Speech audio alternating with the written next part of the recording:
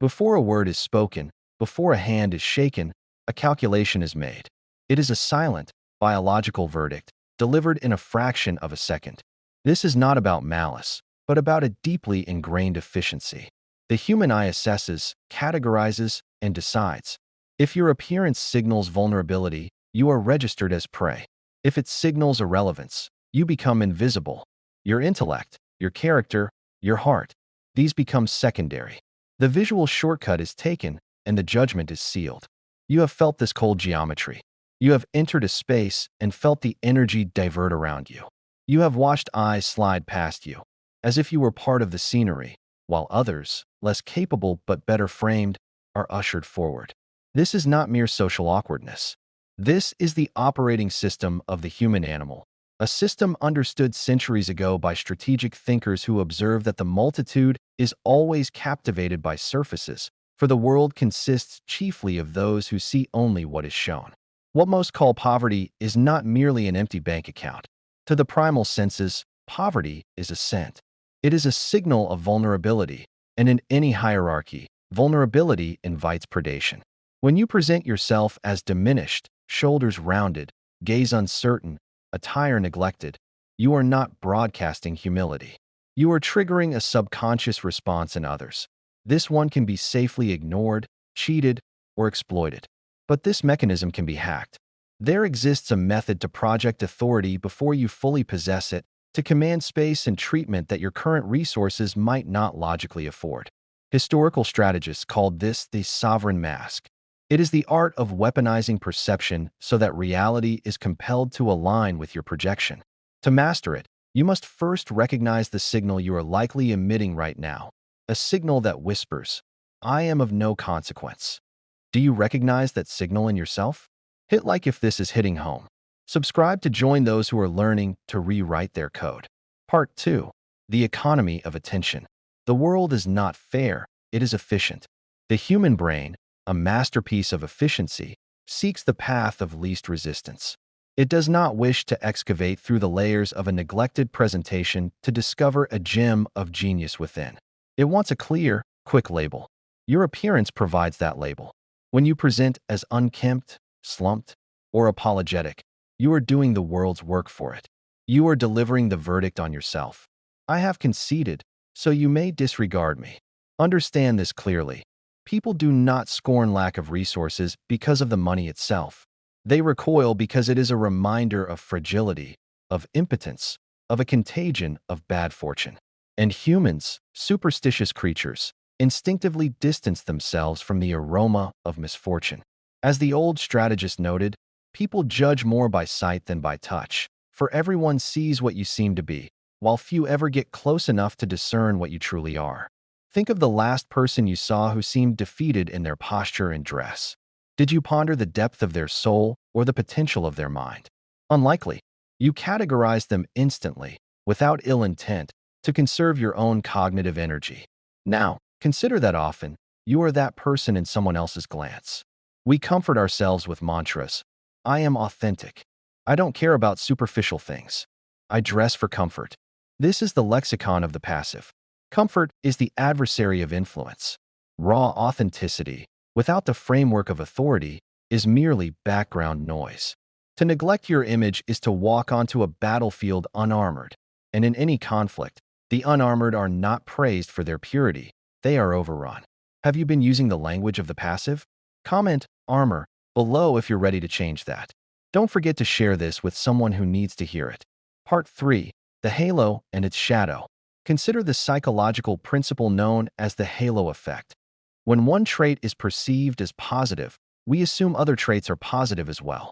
Its darker twin is just as powerful. When one trait is perceived as negative, cracked shoes, a slouching spine, unkempt hair, the mind assumes a constellation of other negatives. Lazy, incompetent, unreliable. Why? Because discipline is visible. The world operates on a simple, brutal logic. If you cannot govern the immediate territory of your own body and presentation, why would anyone believe you can govern a project, a team, or a vision? The external is taken as proof or damning evidence of the internal. To disregard your image is to commit slander against your own potential. You are narrating a false story of worthlessness, and the world, being literal, believes the story you tell. There is a ruthless paradox in the flow of resources. Capital, opportunity, and trust flow toward those who appear as though they do not need them. Approach a bank for a loan while radiating desperation, and the barriers rise. Let another approach, equally in need but radiating assurance and order, and the doors swing open. The former signals cost, a drain to be minimized. The latter signals investment, an alliance with potential yield. This is why the principle of assume the aura until it becomes reality is not empty vanity. It is a survival algorithm. It is strategic pragmatism. When you enter a negotiation looking diminished, you are pleading for charity, which is always given with condescension. When you enter looking formidable, you are proposing a partnership. People are terrified of being associated with failure. Your appearance serves as an insurance policy for those who might bet on you. By looking the part, you lower the perceived risk of their decision. To refuse this game is not a sign of deep integrity. It is a sign of profound arrogance, a belief that the world owes you the time to uncover your buried value. The world owes you nothing. The duty is yours to unearth your value and plate it in gold so that it is visible from a distance. Are you signaling cost or investment? Like this video if you're committing to becoming an investment today. Part 4. The Biological Hierarchy. Let us examine the deeper layer, the animal brain. Dominance hierarchies are not modern social constructs. They are ancient biological software. From lobsters to primates, we are wired to scan for status signals. What is the instinctive response of a predator when it detects a limping animal? It is not empathy. The limp triggers the hunting sequence. Human society is a polished, complex version of this dynamic. We do not use claws. We use contracts, social exclusion, ridicule, and undervalued offers. When you look poor, you are that limping creature in the field. You are signaling a lack of allies, a lack of resources for defense, a lack of consequence for those who would exploit you. This is why the neglected are overcharged, underserved, and overlooked. They are low-risk targets. Cheat a man who appears formidable, and you fear lawyers, networks, and reputational vengeance. Cheat a man who appears vulnerable, and you fear nothing. His complaint holds no weight. By appearing weak, you voluntarily disarm your deterrence, making yourself a safe target for exploitation. I have witnessed individuals of immense capability be dismantled because they dismissed this. They believed their work ethic or loyalty was armor. But they dressed like subordinates, so they were treated as subordinates. When cuts were made, the first finger pointed at the one who looked unable to strike back. Your appearance is psychological armor. It is a force field that gives predators pause. That moment of hesitation. Who is this? Are they connected? Is there consequence here? Is all you need. In that moment, you seize the frame. But if the glance reveals an instant victim, the outcome is predetermined. You may argue this is unjust. You might wish for a world where only character reigns. You might as well argue with gravity mid-fall. The strategic thinkers of history did not write manuals for a utopia. They wrote guides for the world as it exists. And in this world, the one who neglects his armor does not survive. Who told you appearance doesn't matter? Usually, it's those who benefit from your invisibility. Subscribe for more unfiltered truths. Part 5. The Temple of the Self. It's what's inside that counts, is a platitude designed to comfort the overlooked. It is a half-truth. Your interior is the masterpiece, the product of a lifetime. But your exterior is the gallery, the marketing, the doorway to that product. You can possess a cure for disease or a revolutionary idea, but if you house it in a structure that appears derelict, no one will enter. Marketing is not deception. True marketing is a form of respect for the product. If you genuinely value your mind and spirit, why would you house them in a temple that you allow to crumble? To dress with neglect, to carry yourself with the posture of defeat, is an act of self-disrespect. The world operates as a mirror. It reflects the esteem you demonstrate for yourself. Present yourself as a discount item, and the world will haggle. Present yourself as a rare artifact, and the world will handle you with care. There is a profound spiritual feedback loop here. When you sharpen your exterior, you invariably sharpen your interior. The discipline of the outer self bleeds into the inner self. Put on clean, deliberate attire. Stand at your full height. Groom with intention. Observe the shift in your own psychology. You become more deliberate. Your words gain gravity. You cease apologizing for occupying space. The mask, through action, begins to shape the face. This is the alchemy. We do not wait to feel powerful to act powerfully. We act powerfully to generate the feeling of power. The passive individual waits for the feeling. The proactive individual constructs the feeling through disciplined action. Stop viewing your presentation as a vain chore. It is a tool of influence, a daily act of casting. Every morning, you are dressing for a role in the narrative of your life. Are you the bystander, the victim, the comic relief? Or are you the protagonist, the strategist, the force to be reckoned with? The costume department is under your command. Are you casting yourself as the protagonist or the extra? Comment below with your new role. Share this to spread the mindset. Part 6. The gaze and the posture. This goes deeper than fabric. It resides in the eyes and the posture. The gaze of lack is a look of perpetual apology. It is the habit of being the first to break eye contact. It is the instinct to shrink when entering a room. It is the nervous laugh in the face of a slight. These are the mannerisms of one who believes they are subordinate. You can place a beggar in fine silk, but if he retains the uncertain gaze and the slouch, the silk will look borrowed. You can place a sovereign in worn clothes, but if his gaze is steady, assessing, and unflinching, he will look like royalty in disguise. Note this: the lion does not need to roar to command attention. His mere presence, his calm assurance, dictates the terms. When you emanate lack, you often become hyperactive, explaining too much, smiling too readily, seeking to please. This is the behavior of scarcity, signaling that you need external approval to validate your existence. Abundance is calm. Authority is still. Comfort with silence signals that your value is not contingent on filling the air. Comfort in occupying physical space signals a claim to territory. The one who looks poor broadcasts with his entire body, "I am out of place. Forgive my intrusion." And the world, taking its cue, replies, "You are correct. You do not belong." To break this, you must train the body to persuade the mind. Move with the pace of a person whose time is valuable. Hold a gaze until the other feels the weight of your quiet assessment. You must retire the inner subordinate, for as long as that version of you lives, no amount of accumulated wealth will grant you true authority. This explains why some who come into sudden fortune lose it just as quickly. They purchased expensive props, but wore them with the anxiety of an imposter. They appeared poor in luxury, and the ecosystem reclaimed the assets. Your posture is a broadcast. What is it saying? Like if you're standing up straight right now. Part 7. The power of silence. The most deafening signal of poverty is not material, it is noise. The individual operating from a mindset of lack is often noisy. Noisy with complaints, with unnecessary words, with frantic movement. He feels compelled to fill every silence, fearing that in the quiet, he will be judged and found wanting. So he divulges his debts, his frustrations, his insecurities, his plans. He hands over the very ammunition that can be used against him and labels it authenticity. True influence is often silent. Observe the predator, it does not announce its position.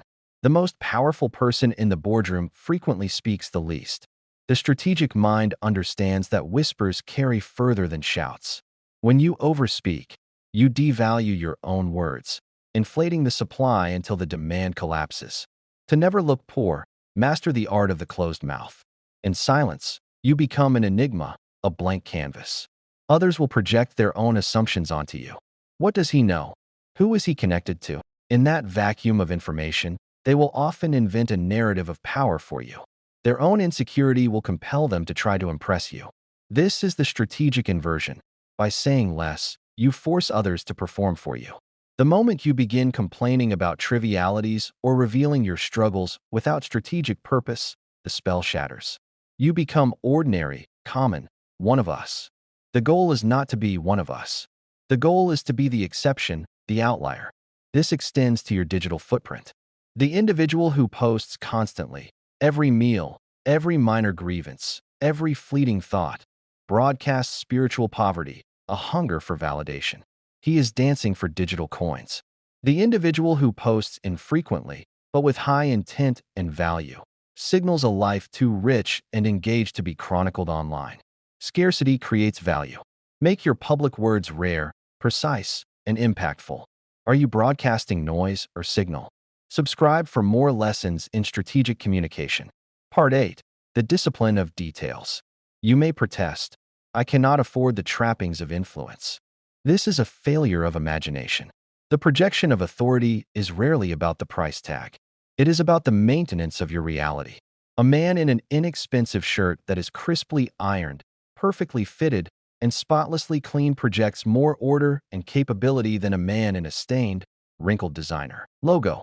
Discipline costs nothing but will. Polishing your shoes, grooming your nails, maintaining a clean and functional phone, ensuring your hair is sharp. These are investments of effort, not currency. When you are unkempt, you signal internal chaos. You broadcast that you cannot manage the entropy of your own immediate sphere. If you cannot command that, who would believe you can command anything else? The influential look maintained.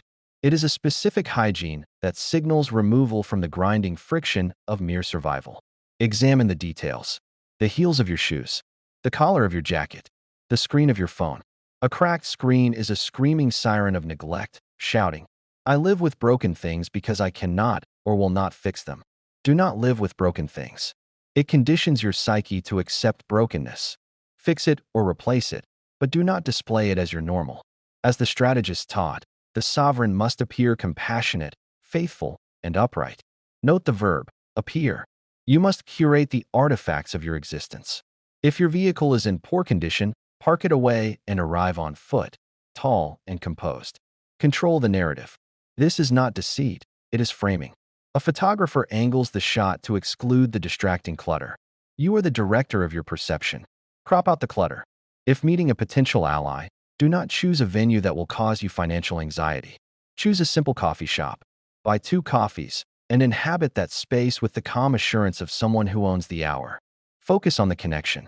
The mastery of a small, calm domain is far more powerful than the anxious servitude in a grand one. What one detail will you fix today? Comment below, I want to know. Share to challenge your network to do the same. Part 9. The company you keep. The final, and most challenging, element is your associative circle. You are visually averaged with the 5 people you are most frequently seen alongside. If you are surrounded by those who dress, speak, and act from a place of defeat and victimhood, you will be painted with that same brush, regardless of your personal merit. Walk in with a pack of hyenas, and no one will mistake you for a lion. This feels cruel. Loyalty to your past is honorable. But if your aim is ascent, you must understand optics. When you are seen alongside those who project competence and success, the halo effect transfers to you. You borrow credibility. This is why social strategists vie for positioning in photographs. The association is an asset. This does not mean abandoning true friends. It means compartmentalizing. On the battlefield of your ambitions, you must march with other warriors. Bringing a jester to a war council ensures you will not be taken seriously. The ancient advice is clear. A leader is judged by the quality of his inner circle. If they are capable, he is deemed wise. If they are fools, he is deemed a fool. Audit your sphere. Who in your orbit makes you look like a leader? Who acts as a visual and energetic anchor, pulling you toward tragedy? Distance yourself from the drag of negative optics. The world assumes birds of a feather flock together. If your flock looks lost, you are presumed lost. This requires a hardness of heart, a strategic ruthlessness. But remember the objective, not to be merely liked, but to be effective, to build something that grants you true agency. To never look poor is to wage total war on misperception, curating your entire ecosystem, apparel, vocabulary, physique, and associations. Does your circle elevate or anchor you? This is the hardest question. Hit like if you have the courage to assess it honestly. Part 10. The alchemy of the mask. Here lies the ultimate paradox. When you commit to this practice, when you meticulously eliminate the signals of lack from your bearing, your environment, and your associations, a profound shift occurs. You often cease to be poor in spirit and, frequently, in fact. This is not mysticism. It is mechanics. When you dress with authority, you receive more respect. With more respect, you are offered better opportunities. With better opportunities, you gain superior resources and connections. The projected mask, worn with disciplined consistency, summons the reality. You begin to believe your own capable performance, and that belief radiates outward, attracting its likeness. This sovereign mask is not a trick to fool others. It is a discipline to forge yourself. It is the deliberate choice to frame your inherent value in a way the world's efficient, often superficial, scanning system can instantly recognize and respect. It is the decision to stop arguing with gravity and instead learn to fly. The war is won in the details, in the daily choices. You have the choice right now. If this resonated with you, your path is clear. 1. Like this video to cement this commitment. 2. Subscribe and turn on notifications. This channel is your arsenal for the mindset of the exception, not the rule. 3. Share this with someone who is ready to shed the costume of the overlooked. 4. Comment below with the hashtag sovereign mask and tell me the first signal you are eliminating. The world is a mirror. It is time to show it a reflection it cannot ignore.